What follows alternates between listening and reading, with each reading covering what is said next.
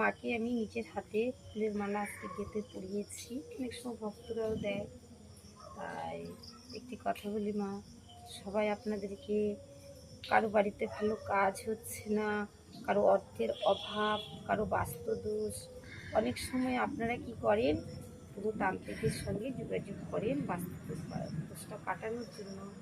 ওরা কিন্তু আপনাদের কাছ থেকে অনেক কিছু করে, এরকমও বলে যে 5টা ব্রাহ্মণ বাড়িতে যজ্ঞ করলে সে বাড়ির দোষ কেটে যাবে, এভাবে 50,000 1 লাখ টাকা নিয়ে যায়।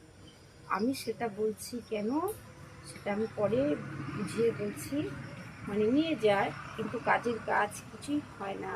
আর আমি যে মায়ের পুজো করি, মানে আমি কিন্তু কখনো সাধনা বা ধ্যান কোনো কিছুই করিনি। মা আমাকে নিজে এমনিতেই ধরা দিয়েছে। আমি মাকে খুব ভালোবাসি, মানে মাকে এতটাই ভালোবাসি, আমার সংসারকে এতটা সময় দিই না। আমি সারাদিন মা নিয়ে ব্যস্ত থাকি। তাই সবাই আপনারা এখানে আসবেন, আপনাদের বাস্তুদোষ কাটিয়ে দেবো। এর জন্য এরকম কিছুই লাগবে না দোষ কাটানোর জন্য।